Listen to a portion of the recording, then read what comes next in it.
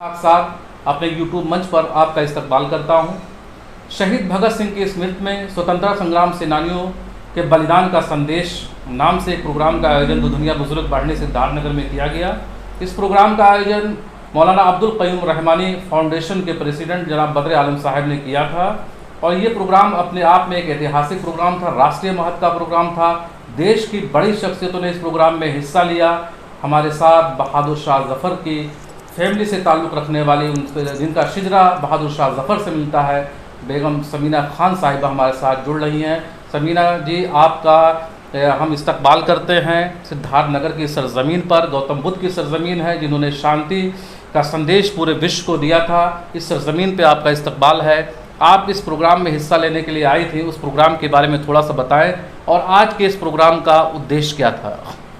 अस्सलाम वालेकुम, आदाब, नमस्कार। मैं समीना खान, मेरे मरहूम शौहर नवाब शाह मोहम्मद शुएब खान जो अब इस दुनिया में नहीं रहे, वो बहादुर शाह ज़फ़र के वंशज थे। मैं उनकी पुत्र वधू हूँ। आज इस प्रोग्राम में शिरकत के लिए मुझे जनाब बद्र आलम साहब ने बुलाया और ये प्रोग्राम देश में भाईचारे, एकता और शहीदों की याद में रखा गया था और शहीदों के वंशजों को बुला के उन्होंने सिद्धार्थनगर की सरज़मीन को बहुत ही ये समझ लीजिए कि हमें यहाँ बुला के उन्होंने बहुत इज़्ज़त बख्शी है। हमें यहाँ प्रोग्राम अटेंड करके बहुत अच्छा लगा और राम पुनियानी जी मुख्य अतिथि के रूप में आए थे और उन्होंने हमें यहाँ बुलाया। शहीद भगत सिंह के बारे में जितना कहा जाए उतना कम है, क्योंकि 23 साल की उम्र में उन्होंने जो कुछ इस मुल्क की आज़ादी के लिए अपना कंट्रीब्यूशन, अपना योगदान दिया है, उसको हमारी आने वाली नस्लें भी नहीं भुला सकती हैं। 23 मार्च 1931 को उनको फांसी दी गई।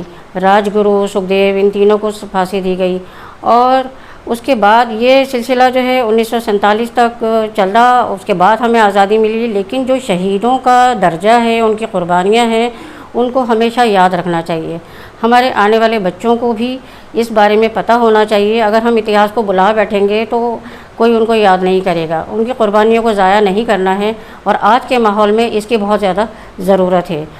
ये शहीदों का जो सिलसिला शुरू हुआ ये 1857 के गदर से ही शुरू हो गया था, जबकि मुग़लिया सल्तनत के आखिरी बादशाह बहादुर शाह ज़फ़र की क़यादत में ये गदर की शुरुआत हुई और वो गदर इतना कामयाब नहीं हो सका, लेकिन वो आज़ादी की बुनियाद तब से पड़ चुकी थी और ये 1857 से लेकर 1947 तक लोग इसमें शहीद होते रहे। बहुत सारे लोग ऐसे हैं जिनका तारीख़ में कहीं नाम नहीं है, अनगिनत इस तरह की हस्तियाँ हैं और आज उन सभी मुजाहिदीन आज़ादी को याद किया गया और उनका सम्मान किया गया।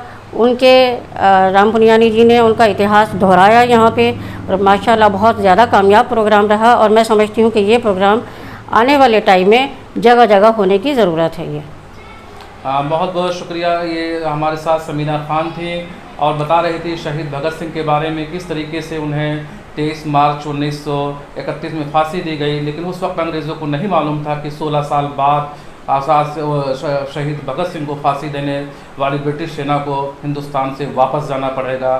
और बहादुर शाह ज़फ़र के बारे में आपने बताया। बहादुर शाह ज़फ़र के बारे में हम लोग जानते हैं, वो आखिरी मुग़ल बादशाह थे और अंग्रेज़ों से लड़ते रहे और किस तरीके से उन्हें रंगून जेल ले जाया गया और वहाँ उस वक्त वो अपने वतन की मिट्टी अपने साथ ले गए थे और उनके साथ जो उनके अटेंडेंट थे उनसे कहा था कि अगर हमें यहाँ पे फांसी दे दी जाती या मेरी मौत रंगून में होती है तो मेरे कब्र पे जो है आप हिंदुस्तान की मिट्टी को रख देना।